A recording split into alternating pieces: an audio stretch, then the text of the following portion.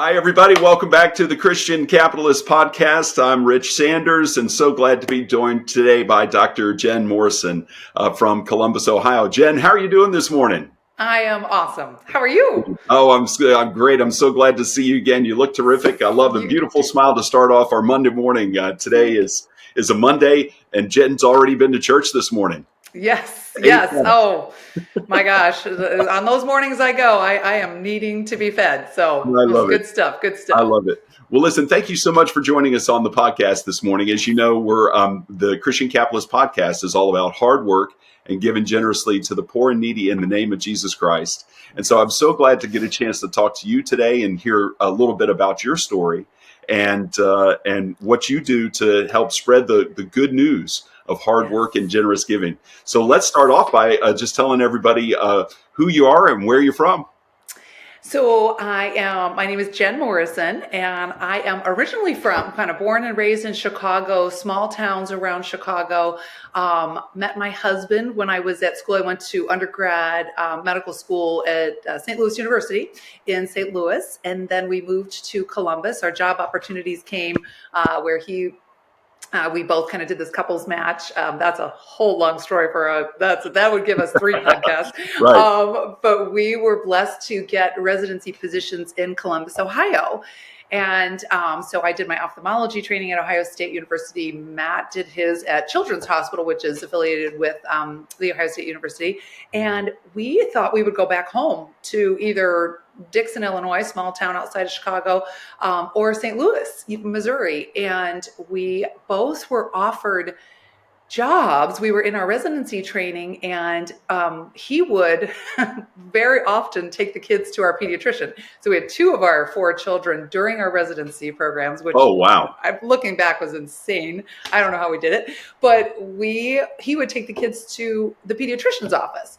And I had an opportunity where one of my, they had professors come in from outside in private practice to teach us as residents. And so our pediatrician said, "Hey, what are you doing after residency?" And he's like, "Oh, probably going back to St. Louis." And they're like, "Well, what about looking at us for a job?" And then one of my professors was like, "Well, what are you doing?" I was like, "Well, go back to St. Louis." And so she offered me a job. So, I mean, here we are 20 plus years later at the same offices that we started with. Again, by providence, that was our calling was to stay in Columbus as transplants. So Isn't no that family, we just stayed. So and good stuff. stayed for a long time. Long time. So that's Yes. something I didn't realize that you and I have in common. Rebecca and I have been married 26 years, and you and Matt have been married 26 years. Yes. Yeah. Oh my gosh. Yes. June 6th. You got to be kidding me. That's our anniversary. Oh, stop. Oh my gosh. That is insanity. Oh my gosh. That is. So June 6th, 1998, that was a big day. Yes. Oh, a big day. Oh my gosh. It's on my wedding ring. Oh no. So, and Matt's. So that is so cool. Oh my gosh. I love that. It was meant to be. Exactly. And so you and Matt have been more productive in building new Christians than Rebecca and I. We have 3 kids, and it sounds like y'all have 2 boys and 2 girls. Is that right? Yes, we do. And they're so wonderful. They're just, it's incredible because you just never know. My husband and I were talking about this morning. We try to have morning coffee every morning at 5:30 or 6, whenever. And we had our morning coffee this morning. We were just talking about that, how wonderful. One of our sons brought 2 of his friends home this weekend, and he was just here with them last month. And he was like, "Well, are you guys coming up to see me?" And we're like, "Sure." And when? And he's like, "When?" And so we're like, 2 weeks, we're going to go see that one. That's our oldest son. He's the closest. Wow. Relatively. Ellie's pretty close too, but he's needing us right now. And it's so great to be here because I think spiritually he's our oldest, and he's the one that's probably questioned his faith the most. And so it's such an important time in our lives right now because you do all you can. We're cradle Catholics. And you kind of go through the motions a lot until you're old enough to recognize like how Jesus, helped you in your life. And so we can't shove that down his throat necessarily. But we are just there, prayerful. We have Jesus all over the entire house. And I didn't know if that would scare him or would that bring him home. And it sounds like it's bringing him home. So it's I love really that. a cool thing. It So sounds like your house and ours are very similar. I think we have a yes. cross in every room. Oh yeah, every room. I mean, and oh my gosh, I have these. I have to show you. Sorry, I didn't get them close enough. So these little tiny Jesuses. Oh, wow. This is such a great story. I can Yeah, what is divulge that? right now. Yeah. So these these little tiny Jesuses, pocket Jesuses, came into our life last November. One of our nephews, he's married just recently in Minnesota. They got married, and they're not Christian. They're more agnostic, and just still, trying to figure out life. But she brought 100 little pocket Jesuses home last Thanksgiving for all the cousins. There's 16 cousins on my side. And she hid them all over Grandma and Grandpa's house for the kids to find these baby Jesuses. And so my husband and I are just like, isn't this ironic? Like this. And so that they're still searching, for that. Yeah, exactly. Like there's something missing there. But she started this trend. My husband brought back handfuls of Jesuses. He puts them in like the church pews for like little kids to find. And now we put them everywhere. I mean, in the subway in Chicago, seeing the poor people who are, on drugs in the subways, and you're just like, oh, Jesus, like, please help them. And we were in Spain with the kids this summer, and we were putting them all over. And we were at a 50th birthday party, and we were putting them all over. I mean, just the spread of joy that this little pocket Jesus has brought to so many people. It's like by an agnostic. I mean, I love it. Like, exactly. This is unbelievable.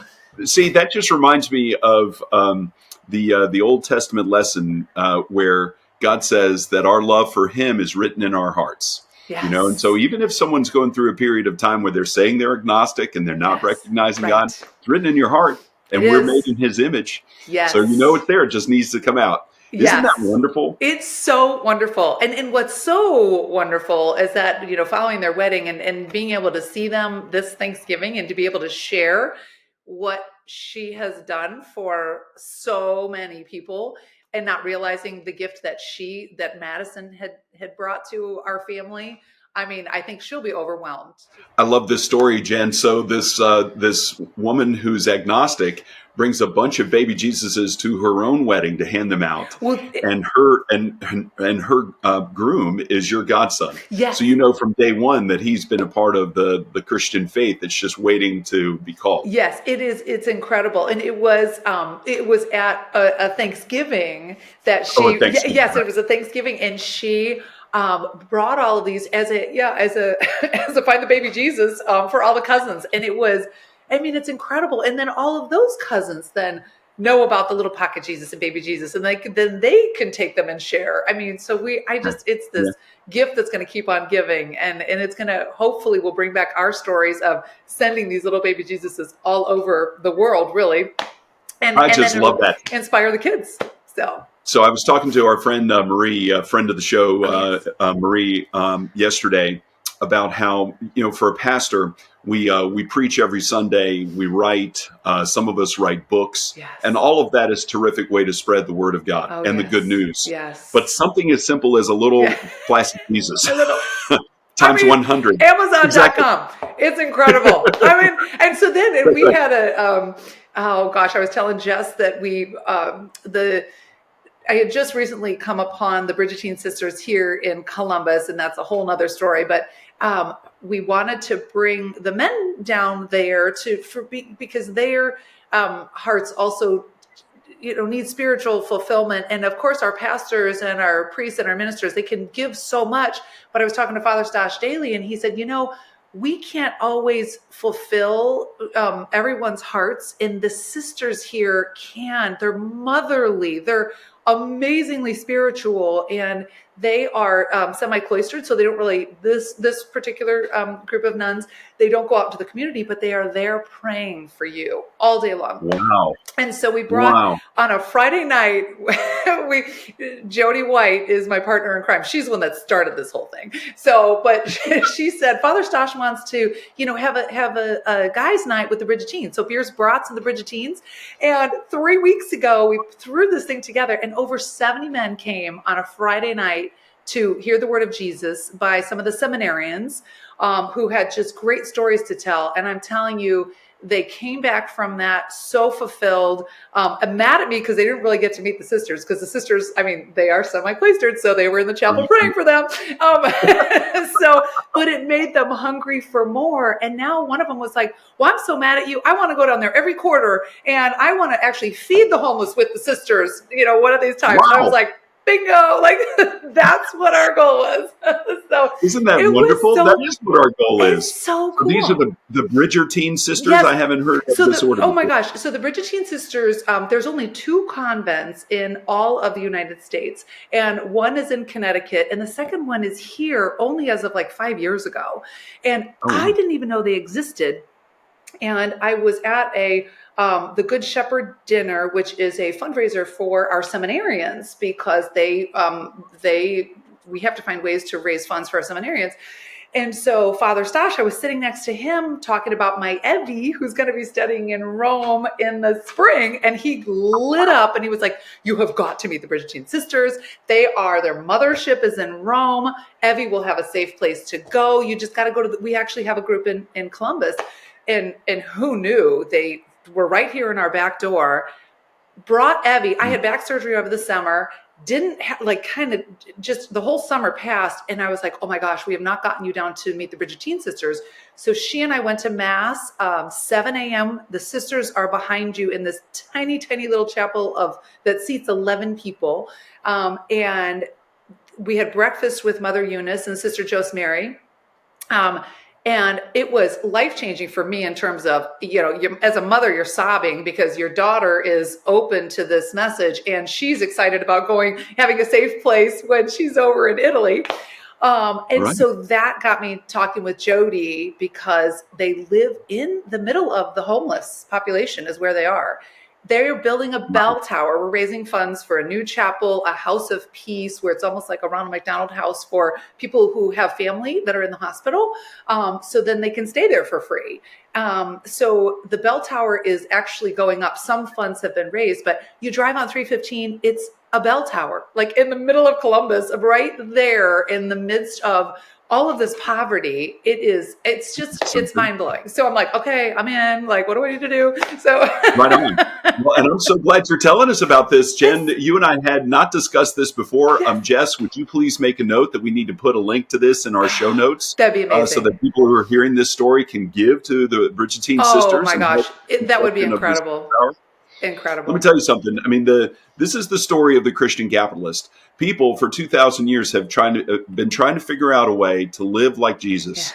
And there are some who start businesses, who go into professions, who make money and then give generously. Yeah. There are others who give away everything and then just devote themselves. Yes. And I'm thinking of St. Francis and St. Gregory and Pachomius, who just said, you know what? Jesus doesn't want us to have anything. All I'm going to do is devote myself to the poor and live among them. And Mother Teresa, our first guest, today is the 20th, I think, of October. 21st of October, and we're launching our podcast today. Our first guest we recorded 6 weeks ago is Dan Kearns, a deacon in San Antonio, and he's talking about his time with Mother Teresa. Oh my gosh, that has got to be incredible. I want to relay this to you, Jen, and see what your response is, given what you just said about these nuns and Mother Josephine.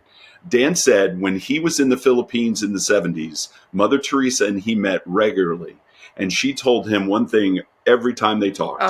Every single person has been called by God to be someone special for someone in need. That's incredible. What do you think of that? It is so, I think that needs to be on everybody's bumper sticker. You know what I mean? Like that's cool. We need to have bumper stickers that we can, so once you get your daughter and, figure out how you can have that website where we can buy these bumper stickers, because we are made in God's image. You can't have been, how could you call yourself less than anything other than being made in God's image. Like, we're so blessed, and everybody is so blessed. And that is such an important message. So I love it. it's incredible. That's incredible. That's so moving. And I wish every person understood that, because that would change the world. So we were just talking about the Bridgetine sisters Oh, and yes. making this bell tower in Columbus, Ohio. Yes, There yes, among the homeless population. We're going to make yes. sure that we put the note Oh, I in our love show that. notes on Thank how you. folks can give. And as we were talking about that, it reminded me of all the various saints from early Christianity in the Yes, years 200 and 300 and yes. so on, who said, you know what, I'm not going to live in wealth. I'm not going to live in business. I'm going to devote myself to the poor by giving up everything. Oh, And so the yes. Christian capitalist, the notion of the Christian capitalist is simply one way to follow Jesus. I love Mhm. hearing these stories about others, though, who say we're going to live semi-cloistered. We're going Oh, to my do goodness. everything we can to help out. But Yes. that this is a critical kind of juncture between the Christian capitalists and the nuns you were just talking about, Jen. Hmm. How do you think it is that those two communities of business owners and people who Hmm. work in business and give generously can live with those who have devoted themselves to Christ and given up everything they have? Are those so mutually exclusive they can't live together? Not at all. And I think what the blessing is that we were all given our different gifts and opportunities. And so the fact that we have these sisters to pray for us all day long, and the many miracles that I've seen happen down there. Well, somebody asked me, they're like, "Oh, are you going to become a nun now?" And I was like, "Well, no, because I have my nuns that are praying for me." So my Exactly. job, I wasn't called to be that nun, and I am so thankful that they were. And so now that they're there, how do I support their mission and their work so their many miracles can continue to happen? I've got so many stories to share already, and I've only been down there just several weeks, so it's pretty exciting. All right, so we're back after a quick studio change due to technical difficulties. You'll notice the backdrop is a little different for both of us, but we're glad to be persistent That's right. in We're the going to name do of the this. Lord. That's right. Yes. Exactly. So, Jen, thanks so much for keeping with us while we figure out the technical issues. Yes. I want to go back a minute to the story about your friend, your Yeah. godson, and his bride, who she brought these baby Jesuses to Thanksgiving, Yes. and how you mentioned that the little kids are playing with them, and now Yes. they're taking them to school and giving them out there to their friends. It reminds me of kind of this cycle of giving that you and I have talked about. How you make money, and really the theme of the Christian capitalist is the more we make, Mhm. the more we give, Right. right? And Right. so, but for children in particular, Yeah. this is something that they, in many cases, have learned at a very early age, and then pass along to their children as they become parents. Yes. So let's talk a little bit about that. Yes. How were you raised in terms of work and giving, and how have you tried to pass that along to your four children? Yeah, I was so blessed and fortunate to be raised by amazing parents. I'm the middle of five children, and they were always doing things, whether it's my mom raising us as kids. She was also a speech pathologist, so she worked and raised kids. She mostly stayed home with us while we were little, and then she went back to work as we were, kind of kept moving out of the house. And my dad was always giving. I asked him to send me a list of all the things that, he had done in his life. And it's like, volumes of all of the Wow. just charitable works that he had done. And he never talked about it. He just did it. So you just always, we didn't even know where he was half the time at meetings and things like that. But we was always coming home joyful and all the things. And he, even when Matt and we were preparing for our marriage and getting married, and he was also preparing to be a deacon, and he was giving a lot of his time to become a deacon, and which was, my mom is so tolerant, but he would have probably become a priest had he not, met my mother. So he was constantly, giving more and more to the church, but then just not really neglecting mom, but just kind of like not giving her the time that maybe she needed. And so he gave it up right at the time of our wedding, because she was like, "Jim, I need you. I need you here. I need your husband support, and he listened, and it was such a beautiful thing that so he even gave up his dream of becoming a deacon and doing so much more for the church, but he did it for the family. So it's just that self-sacrifice that they constantly did for us.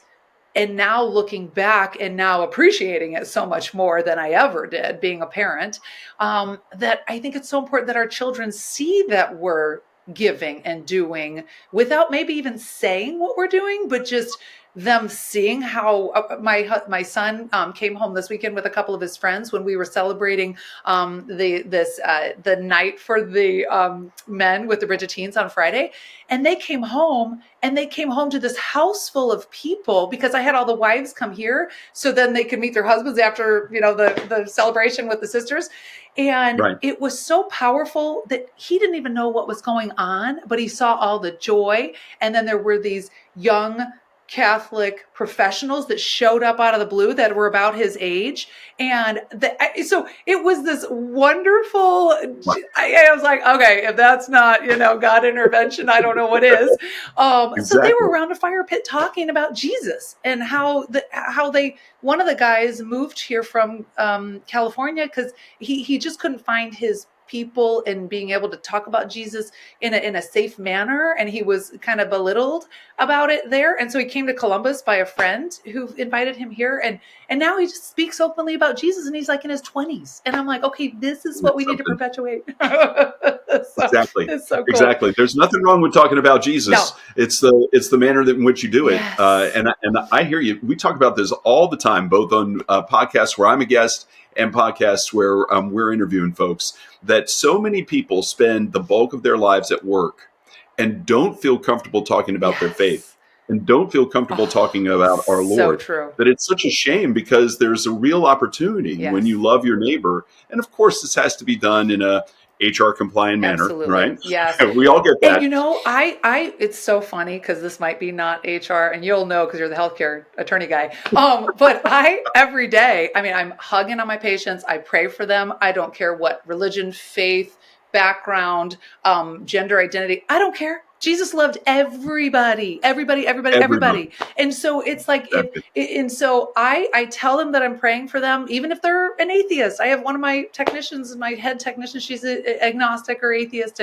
And if you can't show that love at your workspace and bring Jesus there, it's like, what are we here for? It's like, we have to have that as our safe zone. And someday I might get sued, but I'm going to call you and tell me how to get out of it. But I'm like, I am not going to have the devil come in and say like, no, you can't say Jesus in your office. It's like, no, it's my office. Right. So, That's exactly right. I'm going to do what and I think just like with kids, the issue that you just described about your children and you as a child seeing your parents is really the same in the workplace. Yes. And that's a fundamental concept they teach you on day one in any military branch. And that is lead by example. Yeah. You could be the top of the military. You could be a brand new recruit who doesn't even have one stripe yet. You lead by example. And I think that lesson really goes for Christians in all walks of life, including parents and kids. Yes. So I'm so glad to hear you talk about that, though, because I have to tell you, I've always had this, I don't know, I guess generalized anxiety about my eyes getting hurt. Oh. I'm the kind of guy who I'm working out in the yard. I have to wear goggles because if there's a tree branch in the neighborhood, it's going to find me and whack me right in the eye. That's so good. I love to hear that, actually. You don't know how many injuries we have because people didn't wear safety goggles. Yeah. Exactly. So and so as an ophthalmologist, I know in particular that people are coming to you with a whole lot of fear. Yeah. And that you showing that love to them is putting their minds at peace, even though they know that whatever you're going to have to do to treat them may not feel so good. Yeah. It's a tough profession. But what called you into ophthalmology in the first place? I have seen an ophthalmologist since I was little, so about second grade. So when I was sitting in the back of church and couldn't see the altar, and I'm telling my mom like, I can't see that up there, and she was like, okay, maybe let's take you to get your eyes checked. And so so since then I've been in glasses, very nearsighted. So my world up close was always fine, but my far away world wasn't. And so I grew up seeing the ophthalmologist. And then I actually worked for an ophthalmologist in high school and college. I babysat for his family, actually, starting in grade school. And then he said, what do you want to be when you grow up? And I said, I have no idea. And so he said, well, come work in my office. So I did. And that was sort of my beginning of my calling. That's what got me interested in medicine, and went to, did the pre-med thing, still changed my major, 3 different times because I still wasn't convinced that I could become a doctor. And so That's so lo and funny. behold, yes. So it's good My stuff. brother is a pediatric hematologist oncologist in San Antonio. Oh my goodness. And he changed his undergrad major, I want to say 6 times. Sometimes you got to figure out what fits, right? Do. But ultimately where your calling is. Well, and you think about committing, like, after your 4 years, and then you've got 4 years of medical school, and then 3 or 4 years of your residency training. You're like, that's a long time. Do I really want to do this? So, exactly. But once I committed my junior-ish year, I was like, okay, let's just do this. So it's good stuff. Good stuff. I love that. Well, and so let me ask you this. This is not in the stuff that I sent you to prepare for today, but I'm just called to ask about it because we were just talking about this in Bible study last week. Oh, yeah. And in your particular line of work, it seems to me that you may have thought about this a good bit. A man in the Gospels, Bartimaeus, is blind from birth. And as Jesus is walking close to him, he stands up and throws off his cloak because he's homeless and he has to beg for a living. He throws off his cloak and says, Jesus, son of David, have mercy on me. And when Jesus turns around and talks to him, he says, I just want to be able to see. Yeah. And Jesus holds his hands over his eyes and gives him the power of sight. Yeah. And what does he do with his power of sight? He follows Jesus. Yeah. I love that story. It's so beautiful because it is, I was operating on somebody on Thursday, and she is like my Jesus channel connection, like she is connected. And so she was like, what? I mean, it's pre-op and I'm seeing her and I am just, you're going to be, we have God here with us. Like, that's my instrument. I don't do this. It's God doing this. And she was just like, praise Jesus. Thank you. And it was so calming, but and she was very nearsighted. And so then to take out her cataract and replace it with a lens implant that's going to give her sight, it's just incredible. And I am so blessed. I mean, there's over 17,000 ophthalmologists, and we've been given this incredible gift that we're okay with cutting on eyeballs. Like my husband's like, get the eyeball away from me. So exactly. We love it. And so it's just, but it's not us. It's truly a God thing. We're just his instruments, but it's incredible. And so let me just say, on behalf of all patients everywhere, I mean, right, there's 300 and some million Americans and 17,000 ophthalmologists.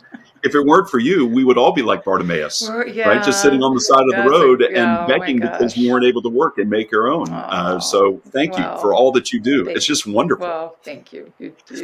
But having said that, one of the reasons that you and I are here talking today is that we had a chance encounter. In fact, we met on an airplane the day after Easter in 2024 when I was flying up to Nashville to record the audio version of The Christian Capitalist. Yeah.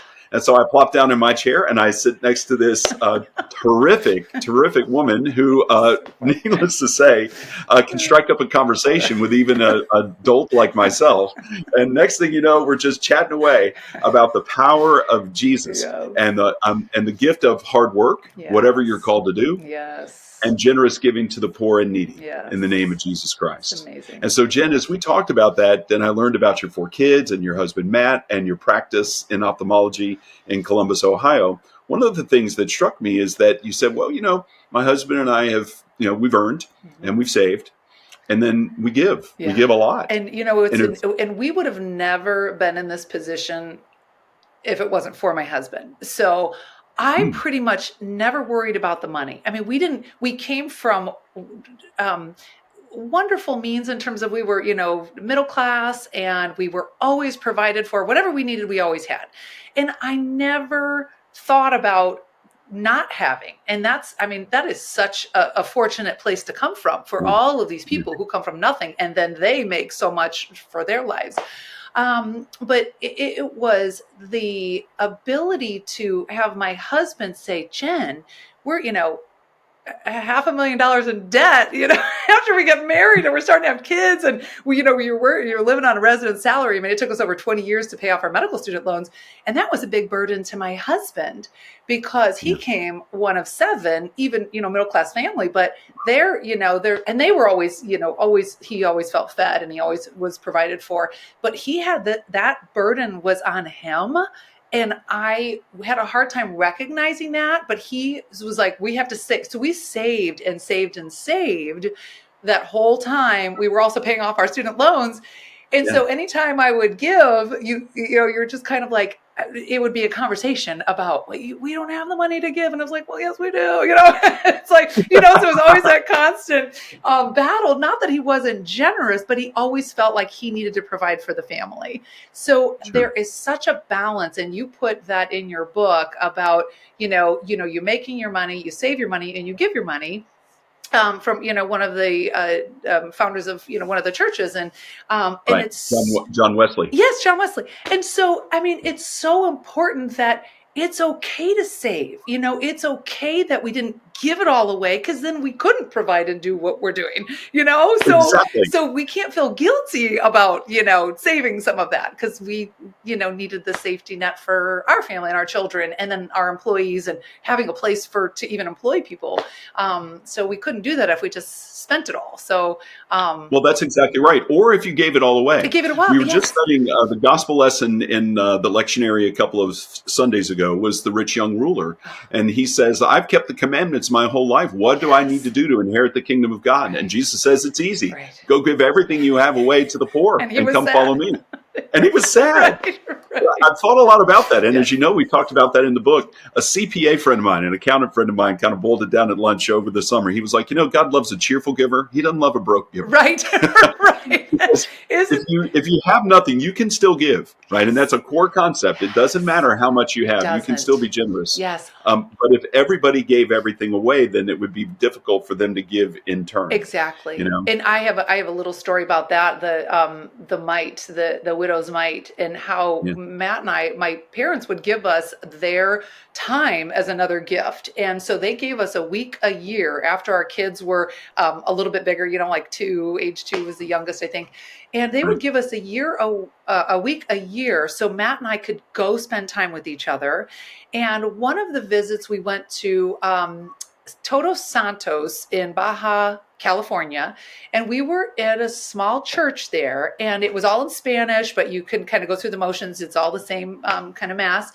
And there was a woman who put a coin in, and she took coins out. And my husband and I were just like, we both saw it. She wasn't like right in front of us. She was kind of far away, and we both saw it, and we were both brought to like almost our knees, really. And we're like, we take our wad of cash that we have and dumped it in there, and was like, we have more. We'll go to the ATM and get, like, this woman gave all that she had, and we couldn't feel like we could give enough. And that was so powerful. And that was 15 years ago. I mean, it was Isn't just that something? So you literally saw the widow's mite in action. Saw it in action. And when I read that in your book, I was like, okay, I got to tell this story.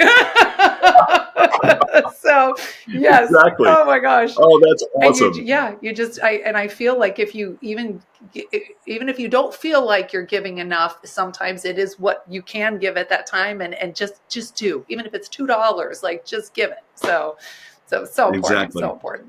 One of the things you mentioned, by the way, because of that concept of earn all you can, save all you can, give all you can, puts us in a unique position. And it sounds like you and Matt are in that position in many ways. Yes. One of the things that just hit me like a lightning bolt, Jen, when we were talking on the airplane on Easter Monday, is that you said something to the effect of, now we just work to be able to give. Yeah. And it is. I just love that. Well, God bless you. Well, and you know what is so important is that, again, we could retire, but we're too young to retire. We have so much ability to still do what we do.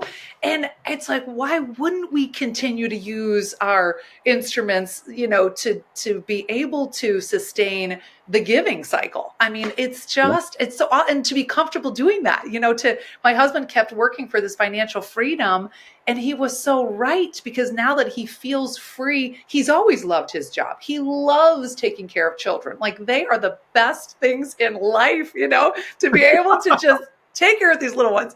And even as they're grumpy teenagers, he loves it. And so it was such a gift to be able to go into work and just do it because you really love it now.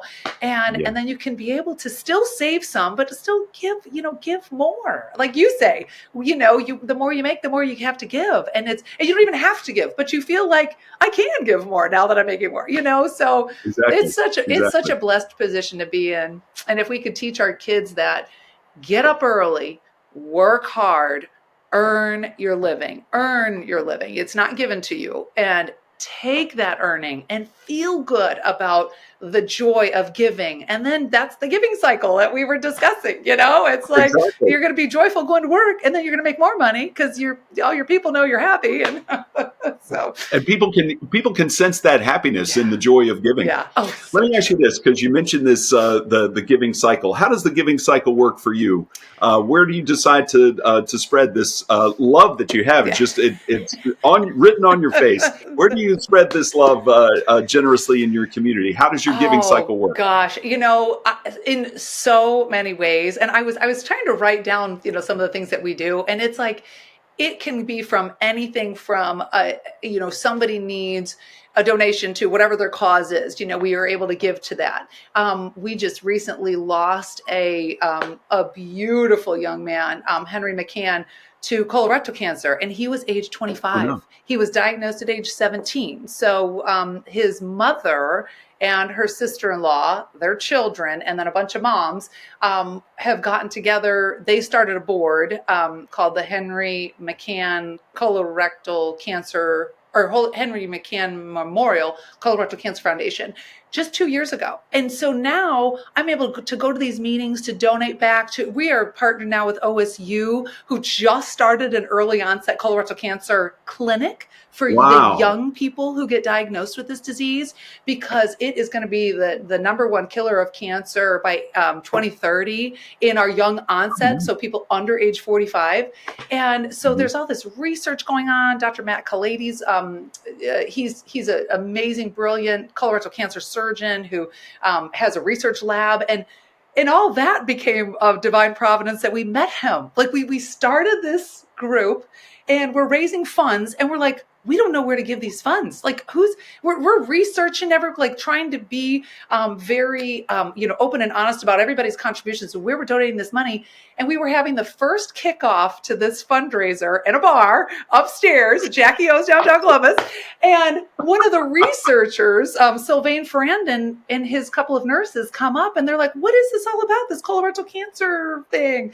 And so we hooked up with him, who hooked us up with Dr. Clady. So now we're helping to fund this young onset clinic that just started. So that's a huge passion.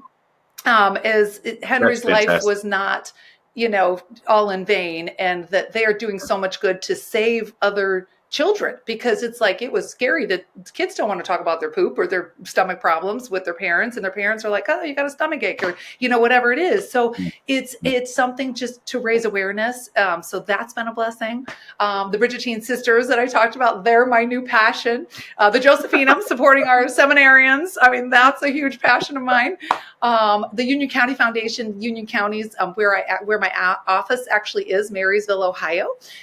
So the Union County Foundation, it's a philanthropic group. We do nothing but give back to the community. So all donations stay in Union County, and that's been, oh my gosh, they forgot to kick me off the board. You're supposed to do a 2-3 year term. So after 6 years, I was supposed to be out. I think I did like 8 or 9 years.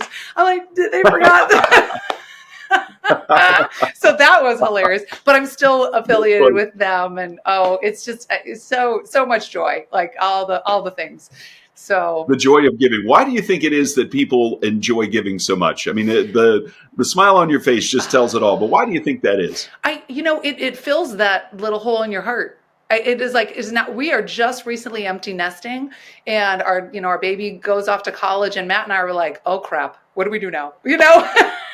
So it has been, and I think I've been more involved in the past 2 months of more giving back than I have in my entire life, probably.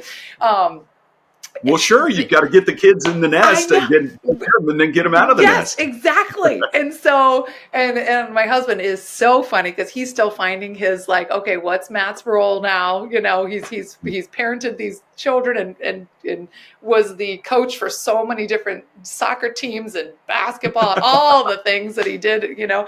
And now he's just trying to find like, okay, where's my place now? So he's still praying about it, but he'll find it. Yeah. Well, and a lot of times that can be found through giving. Yes. You know, I mean, just like you were talking about. In each of the examples you just listed, Union County Foundation, the Bridgetine Sisters, and the Henry McCann Foundation, each one of those involves groups of people. Yes. Yes. So you don't have to be a part of a group to give, but boy, it sure does help to have a community built around giving, doesn't it? It does. It does, because then you actually physically see the joy that you're able to bring from the successes of giving and what that giving, where that money goes to. It's so powerful. It's so powerful. And my husband, he goes to all of these things and he's kind of been on the sidelines and so he loves being there and he does give. He gives a little bit differently. Yeah, maybe not as freely because he's still worried about like, do we have enough? And he knows we have enough, but it's just kind of like, just. Well, it's funny you say that, Jen, in trying to make sense of what John Wesley talked about 250 years ago. Earn all you can, save all you can, give all you can. There is some tension between saving all you can and giving all you can. It sounds like Matt and my wife, Rebecca, and my dad, Jim, will all be on the same page one day if they ever get blessed with the chance to meet. Oh, we will. Because Rebecca and my dad have a common philosophy, and that is you never know until you whether you have enough until you don't. Right.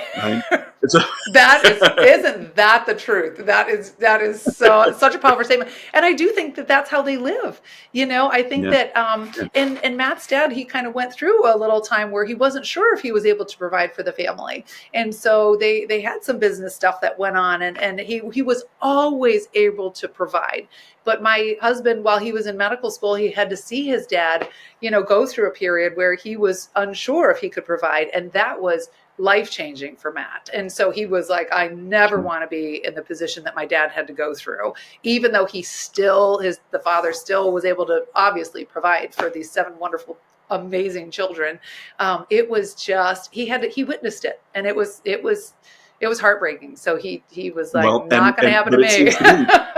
Exactly. Part of that lesson, like we were talking about, the lesson of giving and leading by example, and so is hard work and perseverance. Yes. Yes. And it all came back. It was like his dad, he never gave up. He was just like, nope, we're going to keep going. We're going to find this other opportunity. And he kept going. So that should be the message that Matt can focus on. But he doesn't. That's right. So Jen, you got an opportunity to go to Mass today and go to church. And you heard a psalm that we talked about before we started this morning. Yes. My ultimate question to you is, what does it mean to you to be a Christian capitalist? And I think the answer is part of what you heard in the psalm this morning. Yes, it is. It's just, the Lord made us. We need to give ourselves back to him. We belong to him was the message. And it's like, gosh, what a powerful thing to leave church with this morning, because it's like, if we're not giving our best every single day to take care of whomever's around us, whether it's our patient, our child, our neighbor, then we didn't fulfill Jesus's giving of us to this earth and being earthly. So it was so powerful and moving today, and it was just so appropriate for our conversation. So I had to share. I love it. Yes. Well, Jen, thank you so much for joining us today. We're so glad that you got a chance to bring your joy and your smile to us from Columbus, Ohio this morning. We're so glad that you were a guest on the Christian Capitalist. Thank you. And thank you again for joining us and giving us so many different ideas to give. We're going to put links to all those things in the charities that Jen mentioned in our show notes, and look forward to seeing you again soon. God bless you. God bless you. Thank you for all that you do. I mean, this is incredible. Just an incredible opportunity, and I'm humbled to be asked to be on here. I'm like, I'm a nobody. So you're incredible. You're awesome, sister. Thank you. All right, we'll see you later. Have a great day. Well, we'll get you. We'll definitely meet Rebecca one of these days. All right. Exactly. Thanks, Rich. Have a great day. We'll see you later. Thank you. All right, you too. Bye-bye.